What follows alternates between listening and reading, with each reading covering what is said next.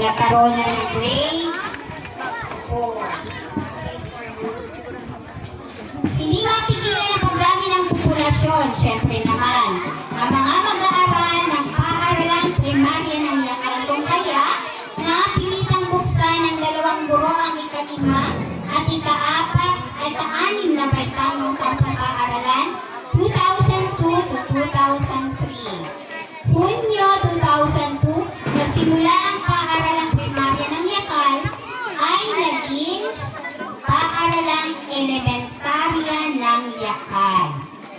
Sa pagnanais na madagdagan ng guro, gumawa ng sulat kahilingan si Ginang Evangeline B. Magdaluyo, ang gurong namamahala kay Ginoong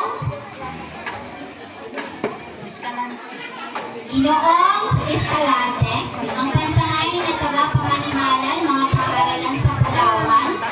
O ito ang ating School Division Superintendent sa pakikipagtulungan at pagkakaisa ng samahan ng mga magulang at mga guro. Ito yung ating PTCA sa pangunguna pa rin ni Ginoong Rodolfo M. Buen, ang Pangulo ng PTCA. Dami na contribute ni Ginoong Buen.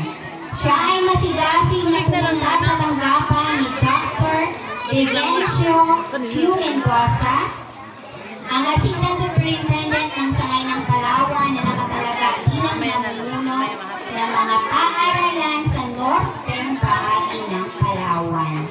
Upang kausapin at tumingin ng karagdagang guro sa kabutihang palad, 3 buwang paghihirap lamang ang tinamo ng 2 guro sa tig-3 baitang bawat silid-aralan. So yan yung multi-grade na tinatawag natin. Grade 1, Grade 2, Grade 3, isang room. 4, 5, and 6, isang room. Ayan. September 11, 2002, dumating si Ginang Relisa Esapalo. Ako na po yun. Bilang aragdagang guro at siya ay nagturo sa ika-5 at ika-6 na baitang.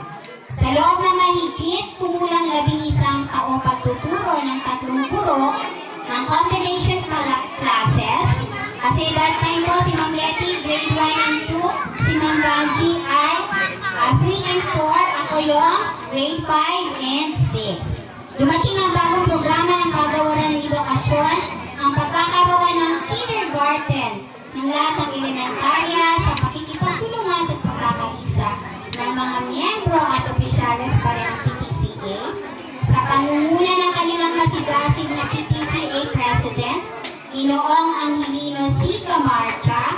Siya ay dumulog agad sa tanggapan ng butihing Mayor ng Taytay, Honorable Roberto B. Rodriguez, upang humingi ng tulong na magkaroon ng para-teacher, ang paaralang elementarya ng Yakal. So sa kabutihang palad, agad namang tinugon ang kanilang kahilingan.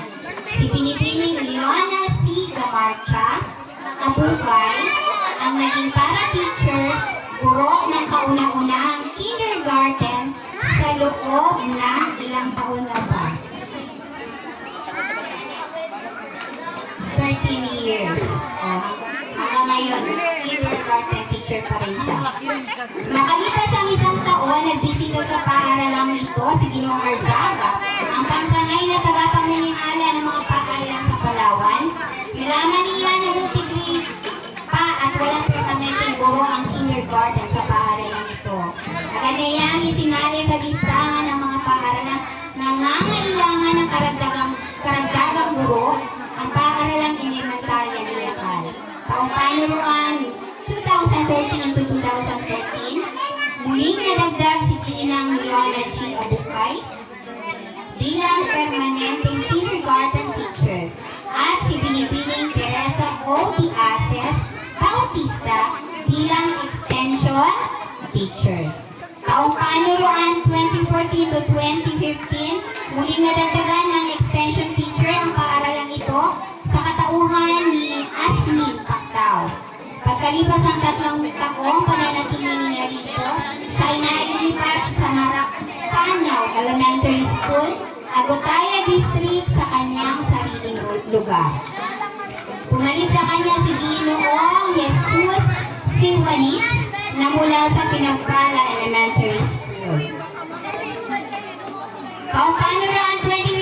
2015 to 2016, muling nabigyan ang paaralang ito ng extension teacher.